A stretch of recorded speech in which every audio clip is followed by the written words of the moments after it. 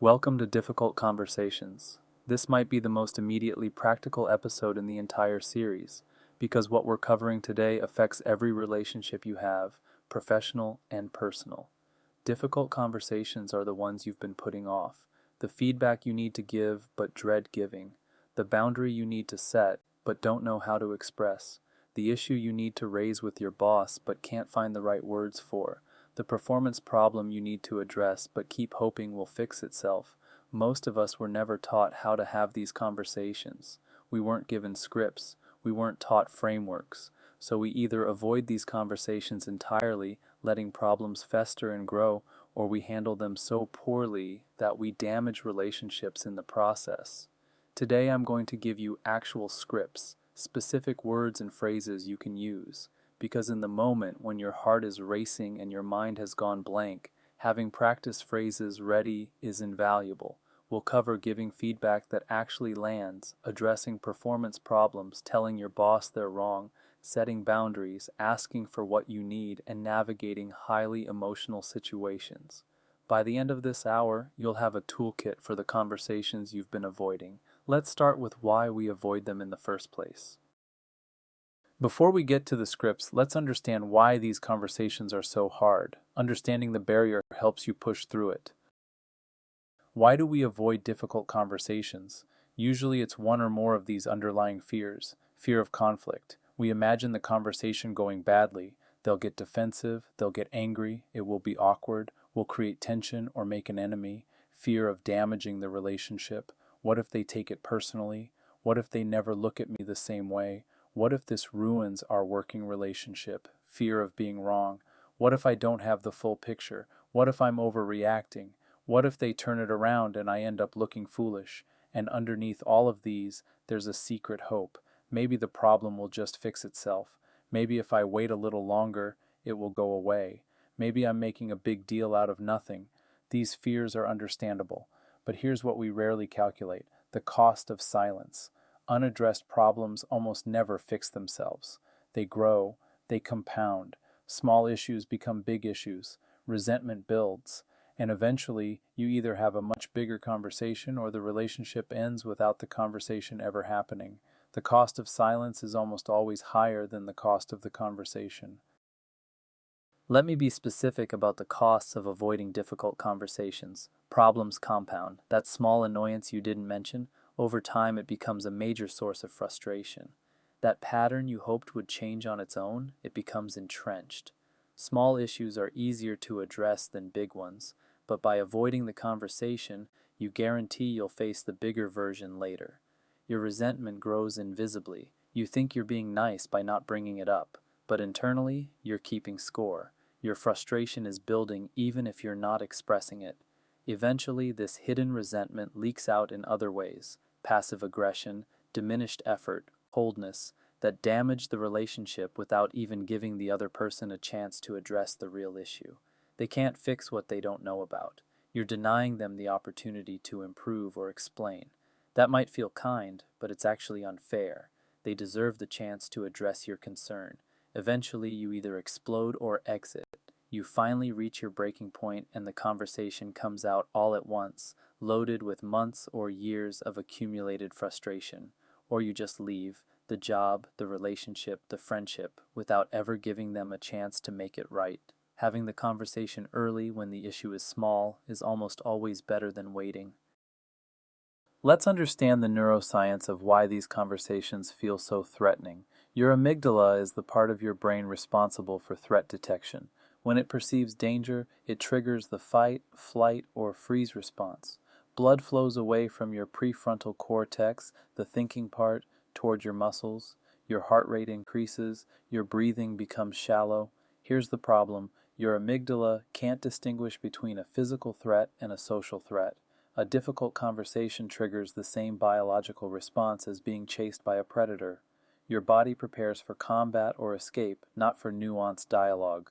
This is why you might freeze in the moment, or say things you regret, or forget the carefully prepared points you wanted to make. Your rational brain has literally been hijacked by your survival brain. Preparation helps override this response. When you've rehearsed what you want to say, those neural pathways are stronger.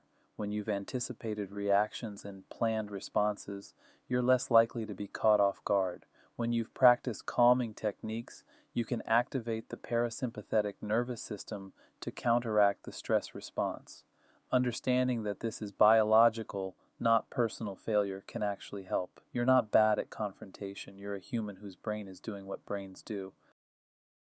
One of the most powerful shifts you can make is reframing what these conversations mean.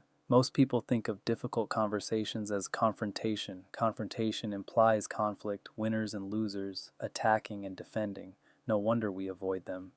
But here's another way to see it. Difficult conversations are often acts of caring. You're giving someone information they need to succeed. You're addressing something that's damaging your relationship. You're being honest when it would be easier to lie or hide.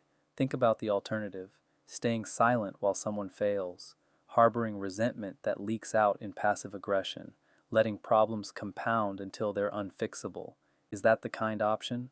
Reframe the conversation as an act of respect. You respect them enough to be honest. You respect the relationship enough to address what's threatening it. You respect yourself enough to voice your needs and boundaries. This isn't just mental gymnastics. The way you frame the conversation internally affects how you show up. If you approach it as attack, they'll sense that and become defensive. If you approach it as care, that comes through too. Your framing shapes the entire interaction. Before you even have the conversation, you've probably constructed a story in your head about what happened and why. They don't respect me. They're trying to undermine me. They just don't care about quality. These stories feel true because you've been building evidence for them. Every action gets interpreted through the lens of your narrative. But here's the thing, your story is almost certainly incomplete. You don't have access to their internal experience. You don't know what pressures they're under. You don't know what they intended or why they made the choices they did. Enter the conversation with curiosity rather than certainty.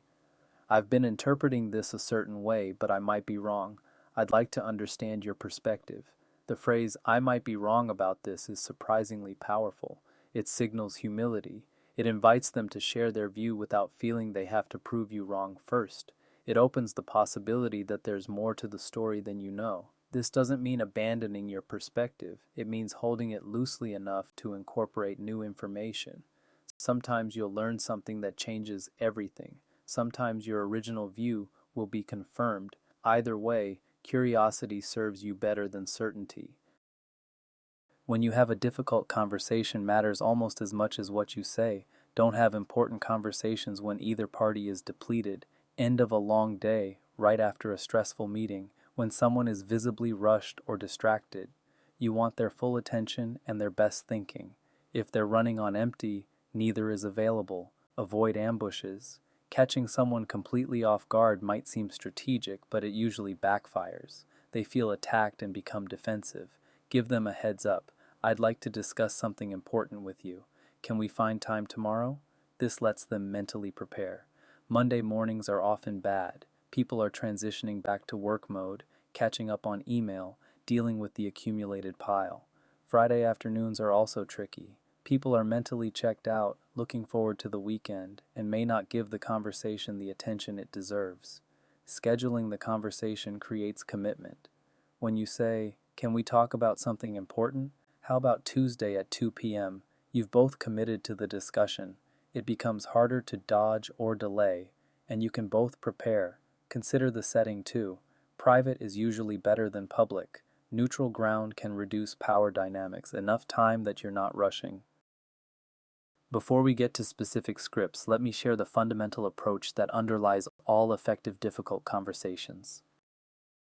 The SBI framework is one of the most useful structures for delivering feedback. It stands for Situation, Behavior, Impact. Situation: anchor the conversation to a specific time and place. Not you always or you never, but in yesterday's meeting or on the call with the client last week. Behavior: describe what they specifically did or said. Stick to observable facts, not your interpretation. Not "you were rude, but you interrupted Sarah 3 times." Not "you don't care, but you didn't respond to my emails for 5 days." Impact: explain how that behavior affected you, the team, the project, or the relationship. When you interrupted Sarah, she stopped contributing for the rest of the meeting. When I didn't hear back on the emails, I couldn't move forward and we missed the deadline. This structure keeps feedback objective and actionable. You're describing facts, not making character judgments. You're explaining impact, not assigning blame. And you're being specific enough that they know exactly what you're talking about and could actually change the behavior. Practice building SBI statements. They become natural with repetition. One of the most important principles in difficult conversations: separate the impact on you from the intent you're assuming they had. You experience something negative, that's real, that's the impact. But you don't actually know what they intended. Maybe they were trying to help, maybe they were distracted, maybe they had no idea how it would land.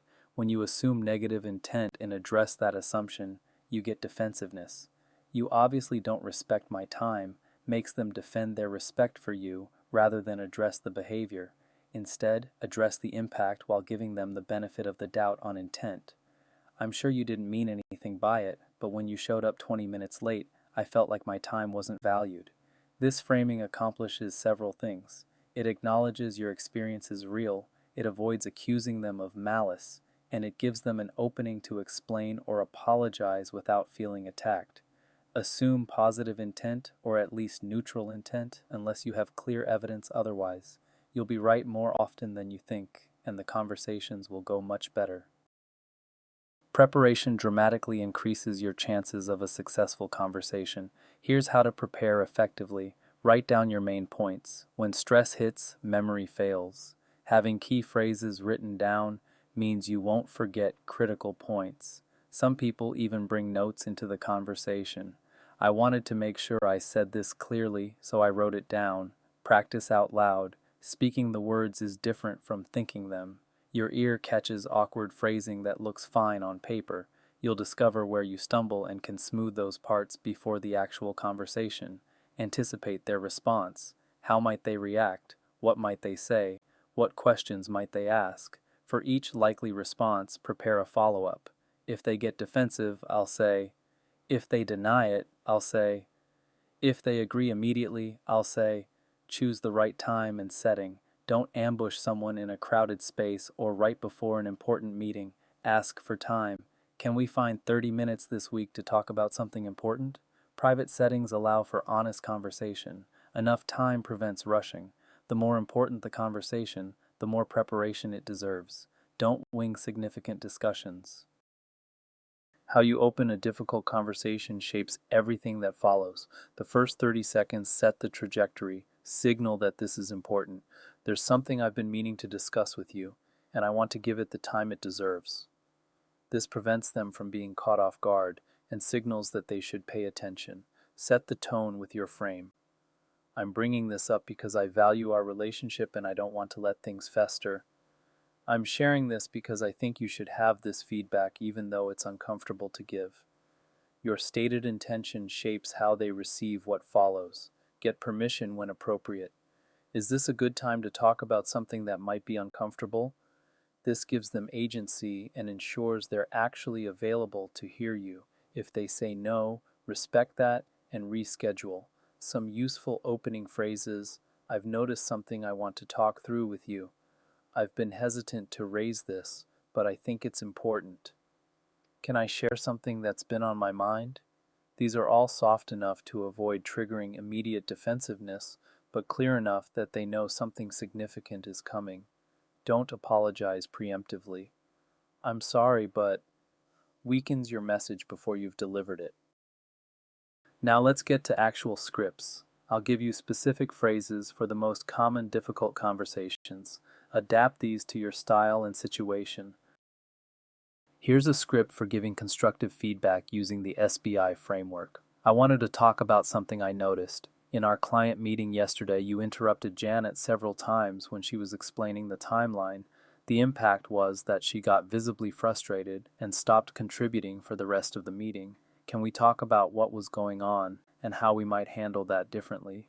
Notice the structure: specific situation, specific behavior, specific impact, and then an invitation to dialogue. You're not lecturing, you're opening a conversation. The ending matters. Can we talk about this? Invites their perspective. Maybe they noticed something you didn't. Maybe there's context that changes your view. Maybe they already know and feel bad about it. If you're worried about coming across as harsh, you can soften the opening. I have some feedback that might be uncomfortable, but I think it's important for your growth. Can I share it? This signals that you're coming from a place of care rather than criticism. Addressing poor performance is one of the most dreaded conversations for managers. Here's a script. I want to be direct with you because I respect you and I want to see you succeed here. The work on the Thompson project isn't meeting the expectations we set. Specifically, I'm seeing missed deadlines on 3 deliverables and quality issues that required significant rework. This is different from your usual standard, which makes me think something might be going on. Can you help me understand what's happening and how I can help? This script does several things well. It frames directness as respect. It's specific about the problem. It references expectations that were previously set, and it opens with curiosity about what's happening rather than just delivering a verdict. The ending, "How can I help?" signals that you're a partner in solving this, not just an evaluator. Maybe they're dealing with something personal. Maybe they need resources or support. Maybe they didn't understand the expectations. You won't know until you ask. Don't let performance conversations become ambush attacks. The goal is improvement, not punishment. Disagreeing with your boss requires finesse. You need to share your perspective without making them defensive. I might be missing some context here, but I'm concerned about the timeline we discussed. Based on what I'm seeing on the ground, I think we're underestimating the integration work. Can I walk you through what I'm seeing? This framing works because it acknowledges you might be wrong, which makes it easier for them to consider your point. It expresses concern rather than opposition, and it offers to share information, not tell them they're wrong. Another useful phrase, have we considered the risk, that specific risk? This positions you as thinking ahead rather than opposing. You can also try, I want to support this direction fully, and there's one thing I'm stuck on. Can I share it? This signals loyalty while creating space for your concern. The key is making it safe for them to change their mind. If you frame it as a battle they could lose, they'll dig in. If you frame it as new information that a reasonable person would want to consider, they're more likely to engage genuinely. Setting boundaries is uncomfortable, but clear boundaries are kinder than resentful compliance. When asked to do something you can't or won't do, I'm not able to take that on right now with my current workload, but here's what I could do instead. This says no while offering an alternative. When something doesn't work for you, taking calls after 7 p.m. doesn't work for me because I need that time for my family. I'm happy to make myself available during business hours or schedule something in advance for exceptions. When you need a behavior to stop, I need you to stop making comments about my personal life in meetings. It makes me uncomfortable. Direct, specific, not apologetic. The key is being clear without being mean. You can be firm and kind at the same time. You're not attacking them, you're communicating your limits. Many people fear that setting boundaries will damage relationships. Usually the opposite is true. Unclear boundaries lead to resentment that damages relationships. Clear boundaries create respect and sustainability. Asking for more money or responsibility is a difficult conversation many people avoid for years. Here's how to approach it. Lead with value, not need. I'm not making enough to pay my bills is about you. Based on my contributions to the Q3 launch and the new client relationships I've built, I'd like to discuss whether my compensation reflects my current value to the organization is about what you've delivered. Be specific. I'd like a raise is vague. Based on market research and my performance, I'm asking for a 15% increase, gives them something concrete to respond to. Come prepared with evidence, document your achievements, research market rates, know what others in similar roles are making. Data depersonalizes the conversation. Be prepared to hear "not right now" and continue productively. I understand. Can you help me understand what would need to happen for this to be possible? What milestones would I need to hit? When can we revisit this? The worst outcome is usually not rejection, but ambiguity. We'll see, or maybe later, without specifics, leaves you in limbo. Push gently for clarity. I appreciate that. Can we put a specific date on the calendar to revisit this? Saying no is one of the most important difficult conversations. Without it, you become overwhelmed and resentful. The redirect no, I'm not able to take on that project, but I could help you find someone who can. You're not just closing a door, you're opening another. The priority, no. That's not something I can prioritize right now given my other commitments. If you want me on this, let's talk about what comes off my plate. This puts the choice back on them. The capacity, no. I wish I could help, but I'm at capacity right now. Check back with me next quarter. Clear, kind, leaves the door open for the future. The simple no. No, that doesn't work for me. Sometimes you don't owe an explanation. No is a complete sentence. You don't have to justify your boundaries. The key is delivering the no clearly enough that they actually hear it. Hedging, like I'll try when you know you won't, creates worse problems later. A clear no now is kinder than a broken commitment later. Practice saying no to small things. It builds the muscle for when you need to say no to big things. A good apology is a difficult conversation too. Most apologies fail because they're defensive, vague, or conditional. Name what you did specifically. Not, I'm sorry if you were offended, but I'm sorry I interrupted you repeatedly in that meeting. Be specific about the behavior. Acknowledge the impact. I can see that made you feel dismissed and frustrated. Show you understand how it affected them. Don't add but. I'm sorry, but I was stressed. Negates the apology. If you have context to share, do it separately. I was dealing with some personal stuff, which isn't an excuse, but I want you to know it wasn't about you. State what you'll do differently. Going forward, I'll make sure to let you finish your thoughts before responding. This turns the apology into a commitment. Then actually follow through. An apology without changed behavior is just noise. They'll be watching to see if you meant it. Short apology template. I was wrong to specific action. That wasn't okay, and I'm sorry. I'm committed to specific change. Simple, direct, no wiggle room.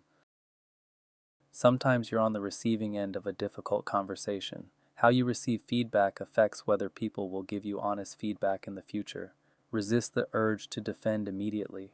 Your first instinct will be to explain, justify, or correct their perception. Don't. Just listen. Thank you for telling me is a powerful first response. Ask for more information. Can you give me an example? Can you help me understand what you mean? This shows you're taking it seriously and helps you actually understand. Look for the grain of truth. Even if the feedback is delivered poorly or seems unfair, there's usually something worth considering. The fact that they perceive it this way is itself information, even if their interpretation isn't quite right. You don't have to respond immediately. I need to think about this. Can we continue this conversation tomorrow? Taking time to process is mature, not evasive. If you get defensive, people stop telling you hard truths. They start managing around you instead of being direct with you. That's worse for you in the long run. Create an environment where honest feedback is safe. Sometimes one conversation isn't enough. Some problems require persistent attention. When an issue recurs, address the pattern, not just the latest instance. This is the third time this quarter that a deliverable has been late. We've talked about this each time, and I'm not seeing sustained change. What's different about this conversation? Referencing the pattern prevents the conversation from being dismissed as a one-time thing. It creates a record, even if it's just verbal. It signals that you're paying attention and tracking. Escalate the seriousness progressively. First conversation, I noticed this and wanted to share. Second conversation, we talked about this before and I'm seeing it again. I'm concerned. Third conversation, this is a pattern now. We need to figure out what's going on and how to fix it because the current approach isn't working. Each escalation should be clear about what happens if the pattern continues. You don't have to threaten, but you should be honest about consequences. If this continues, I'll need to document it formally, or if we can't resolve this, I'll need to involve your manager, or simply, this is affecting my willingness to continue this working relationship. Persistence isn't nagging, it's appropriate follow-through on important issues. In general, difficult conversations should happen face-to-face or at least by voice. Written communication lacks too much context. Text and email don't convey tone. Your carefully neutral message might be read as cold or hostile. Your light attempt at humor might land as sarcasm. Without facial expressions and vocal cues, there's too much room for misinterpretation. Written words also create a permanent record. Something dashed off in a moment becomes a document that can be forwarded, screenshot, or revisited. This raises the stakes and can make people more defensive. That said, sometimes written communication is your only option. When it is, be extra careful with phrasing. Read your message multiple times. Consider how it could be misread. When in doubt, be warmer and softer than you think you need to be. Lead with your intention. I'm sharing this because I value our relationship, not because I'm upset. Give them an out. I know tone is hard in text. Can we hop on a call to discuss? Use writing as a precursor to conversation, not a replacement for it. I wanted to share something and I'd love to discuss it with you. Here's what's on my mind. Can we find time to talk? Sometimes difficult conversations trigger strong emotions either in you or the other person. Here's how to handle that. Defensiveness is a natural response when people feel criticized. Here's how to de-escalate. First, don't match their energy. If they escalate and you escalate back, you're in a fight. Consciously lower your volume and slow your pace. Acknowledge what you're seeing. I can see this is frustrating. That's not my intention. Help me understand what's coming up for you. This validates their emotion without backing down from your point. Reassure them about your intent. I'm not trying to attack you or make you look bad. I'm raising this because I want us to work well together, and I think this is getting in the way. Focus on shared goals. We both want this project to succeed. Can we figure out together how to get there? This moves from adversarial to collaborative. If they're too activated to hear anything, it's okay to pause. I can see this landed hard. Maybe we should take a break and come back to this tomorrow. Timing matters. Sometimes the most productive thing is to give space. Sometimes you're the one getting emotional. Here's how to handle that without derailing the conversation. It's okay to pause. I'm noticing I'm having a strong reaction to this. Can I take a minute? Taking a breath or a brief break is far better than saying something you'll regret. Naming your emotion can actually reduce its intensity. I'm getting frustrated because I feel like I'm not being heard. This gives the other person useful information and helps you process. Ask for what you need. Can we slow down? I want to make sure I'm understanding you correctly. This changes the pace without ending the conversation. Remember that the goal is resolution, not release. Venting might feel good in the moment, but it rarely advances the conversation. Express what you're feeling, but stay oriented toward the outcome you're trying to achieve. If you're too flooded to continue productively, it's okay to say so. I'm not in a good place to continue this conversation right now. Can we schedule time tomorrow? This is mature self-management, not avoidance. Sometimes the best thing you can do is pause the conversation. This is different from avoiding, pausing when emotions are too high. I want to continue this conversation because it matters, but I think we're both too activated right now. Can we take a break and come back to it tomorrow? Pausing when you're stuck. I don't think we're going to resolve this right now, and I don't want to just go in circles. Let's both think about it overnight and reconnect tomorrow with fresh eyes. Pausing when you need to process. You've given me a lot to think about. I want to give this the consideration it deserves rather than responding right now. Can I come back to you tomorrow? The key difference between pausing and avoiding is follow-through. A pause includes a specific plan for when you'll resume. Let's talk tomorrow at 10 a.m. is a pause. We'll talk about this later is often avoidance. Sometimes a brief pause, even just a few seconds of silence, is enough. Let me think about that for a second. You don't always need to fill every silence immediately. Sometimes difficult conversations trigger tears. This can feel incredibly uncomfortable, especially if you interpret it as meaning you've done something wrong. Tears don't mean you were wrong to raise the issue. They mean the other person is having an emotional response. That's information, but it's not a verdict on your behavior or the legitimacy of your point. Don't panic or retreat. Offer space. Take your time. I'm here when you're ready. You don't need to fix their feelings. You can just be present. Resist the urge to immediately reassure or back down. Never mind, forget I said anything teaches them that tears end conversations. That's not helpful for either of you. Wait for the emotional wave to pass. Then gently check in. Are you okay to continue, or would you rather take a break and pick this up later? Give them agency. When they're ready, return to the substance. I know this is emotional. The reason I wanted to talk about this is because it's important to me and to us. Can we work through it together? The goal isn't to avoid tears or pretend they didn't happen. It's to acknowledge them as part of the process while still getting to resolution. Sometimes in difficult conversations, the other person attacks. They shift from the issue to attacking you personally. This is often a defensive move to redirect the conversation. Don't take the bait. If you start defending yourself against the attack, the original issue gets lost.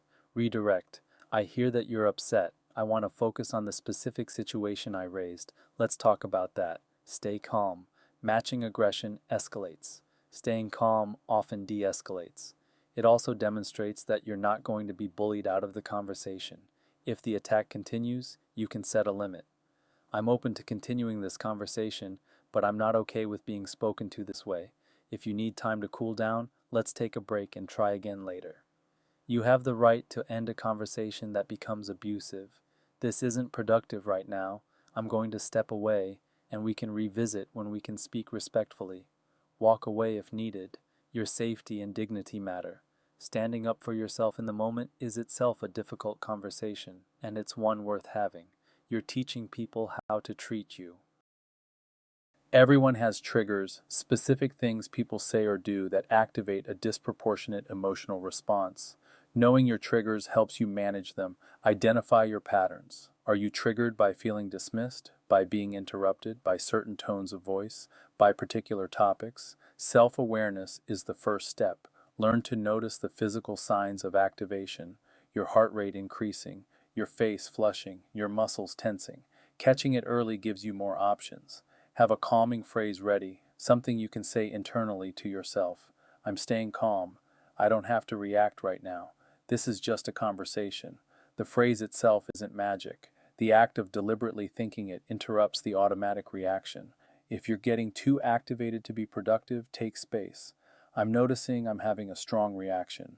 I need a minute. A brief bathroom break, a drink of water, a few deep breaths. Regulate yourself before continuing. The goal isn't to never be triggered. That's not realistic. The goal is to notice when you're triggered and choose your response rather than reacting automatically.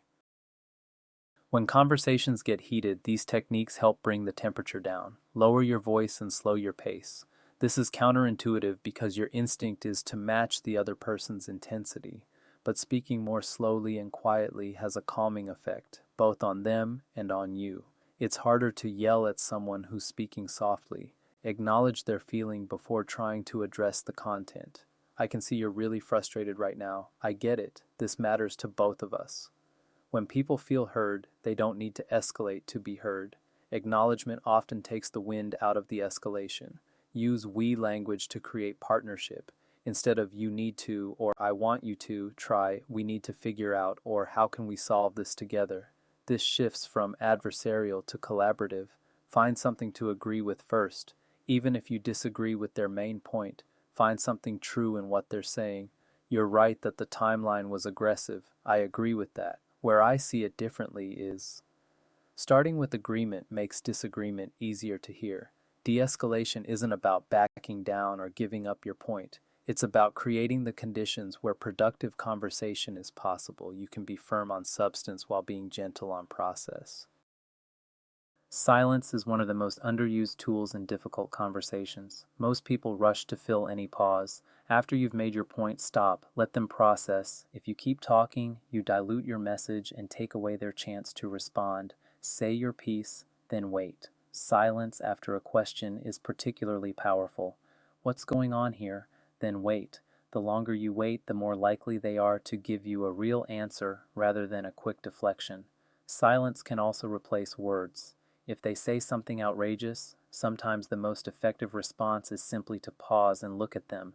The silence conveys, I'm not sure what to say to that without you having to say it. When you're receiving difficult feedback, silence gives you time to process before responding. Let me think about that for a moment, followed by actual thinking is much better than a reactive defense. The discomfort of silence often pushes people to reveal more than they would if you kept prompting. Someone who's defensive might start to explain themselves if you just wait. Someone who's being evasive might feel the need to fill the void with truth.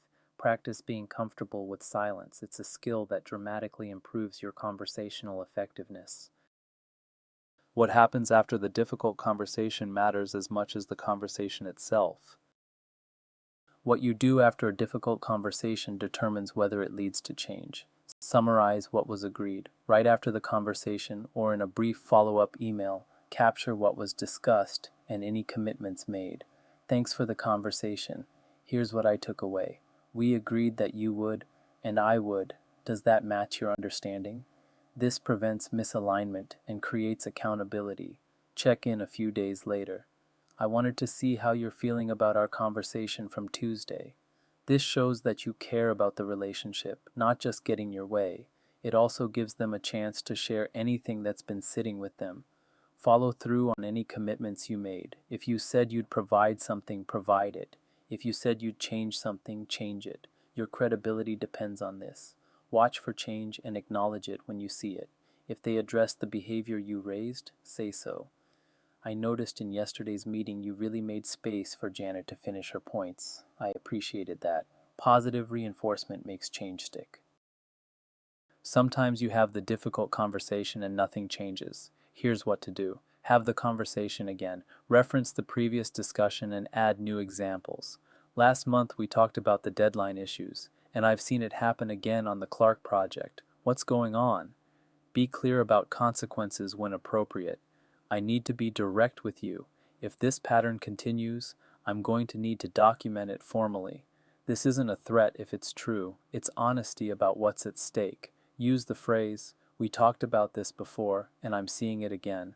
That tells me that whatever we discussed isn't working. What do we need to change? If you've had the conversation multiple times and nothing changes, you have options. You can escalate to a higher authority.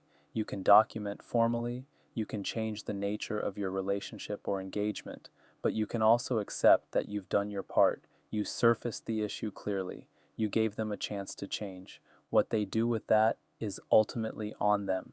You're not responsible for making people change. You're responsible for clear communication. The rest is up to them.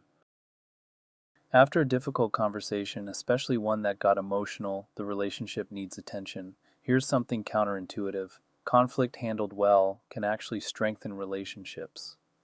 Working through difficulty together builds trust.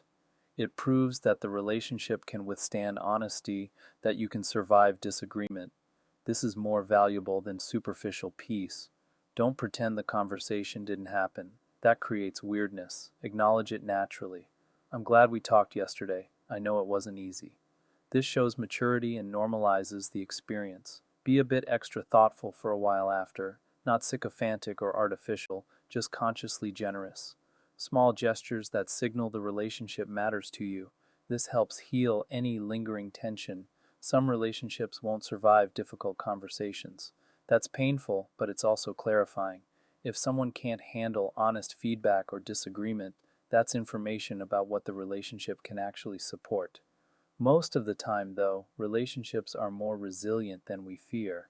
Having the conversation doesn't end things. Avoiding it, letting resentment build, pretending, that's what ends things. The conversation is often the saving move, not the destructive one. Difficult conversations take a toll. Don't underestimate how much they drain you. These conversations are genuinely exhausting. The stress, the emotional labor, the cognitive load of navigating complexity. Your body was probably in some level of fight or flight. That's tiring. Plan recovery time. Don't schedule a difficult conversation right before another demanding activity. Give yourself space after, a walk, a break, something that lets your nervous system settle. If it helps, debrief with a trusted friend. I had a hard conversation today. Can I process with you? Sometimes talking through what happened helps you metabolize it. Choose someone who will listen, not someone who will fuel your grievances. Acknowledge yourself for doing something hard. Most people avoid these conversations for years. You had it. That takes courage. Regardless of how it went, you showed up for something uncomfortable. Treat yourself with the kindness you'd show a friend who just did something difficult. You earned it. Like any skill, difficult conversations get easier with practice. You build capacity over time. Start with small stakes, a minor piece of feedback, a small boundary, a gentle disagreement. These lower risk conversations build your skills and confidence for when the stakes are higher. Notice what works and what doesn't. After each conversation, reflect what landed well, what could you have said differently, what would you do next time. This conscious review accelerates learning. Each conversation makes the next slightly easier. The first time you give direct feedback, your heart pounds. The 20th time, it's still uncomfortable, but it's familiar. The terror decreases. The goal isn't to make difficult conversations comfortable. They probably never will be. The goal is to make them possible, to be able to say what needs to be said even though it's hard, to not let your discomfort silence important truths. You're building a skill that will serve you for your entire life in every relationship you have. It's worth the practice. The person who can have hard conversations gracefully has a superpower that most people never develop. As we wrap up, I want you to think about a specific conversation. You probably already know what it is. There's someone you need to talk to about something important. You've been putting it off. That conversation is calling you. Every day you delay, it gets a little harder. The issue compounds. Your resentment or anxiety builds. The other person remains unaware of something they need to know. Here's my challenge to you. Before this week ends, schedule that conversation. You don't have to have it immediately, but schedule it. Put it on the calendar. Hey, can we find 30 minutes to talk about something important? The commitment to scheduling starts the process. It overcomes the inertia that keeps you in avoidance. Once it's scheduled, you'll prepare. You'll think about what to say. You'll use the frameworks from today. The conversation you're avoiding is exactly the one you need to have. It's the one that's costing you the most to skip. It's the one that, once you have it, will create the most relief or resolution. You now have tools you didn't have before. SBI framework, scripts for common situations, techniques for managing emotions, ways to follow up effectively. You're more equipped than you've ever been. Have the conversation. You'll be glad you did. As you get better at difficult conversations, you have the opportunity to influence the culture around you. Your example teaches others what's possible. When people see you having honest, direct conversations that don't destroy relationships, they learn that it can be done. You become proof that these conversations don't have to be catastrophic. Normalize having difficult conversations. Talk about them openly. I had a hard conversation with someone yesterday. I'm preparing for a difficult talk this week. This signals that these conversations are a normal part of work and life, not something shameful or unusual. Thank people who give you hard feedback. That was hard to hear, but I really appreciate you telling me. This creates psychological safety for honesty. People learn they can tell you difficult truths without negative consequences. Be the person who says what others won't. In meetings, raise the uncomfortable topic. In relationships, surface the issue everyone is dancing around. This takes courage, but it also provides enormous value. Someone has to be willing to say the thing. Let it be you. You can transform the culture around you, not through pronouncements or policies, but through consistent modeling. Every difficult conversation you have skillfully makes it slightly more normal for everyone around you. Let me close with the key principles from today. Use the SBI framework. Anchor to a specific situation, describe the specific behavior, and explain the impact. This keeps feedback concrete and actionable rather than vague and personal. Separate impact from intent. You know how you were affected. You don't know what they intended. Address your experience without assuming their motives. Prepare specific phrases for the conversations you commonly face. Having practiced scripts ready is invaluable when your heart is racing and your mind wants to freeze or flee. And remember this, the cost of silence is almost always higher than the cost of the conversation. Problems don't fix themselves. Avoidance leads to resentment, compounding issues, and eventually explosions or exits. Early, clear conversations are acts of respect for the relationship. These conversations will never be entirely comfortable, but they can become less terrifying with practice. Each one you have makes the next one slightly easier. Start with a conversation you've been putting off. Use the frameworks, have the words ready, and know that on the other side of that discomfort is usually a better situation than the one you were tolerating. Thanks for watching, and I'll see you in the next episode.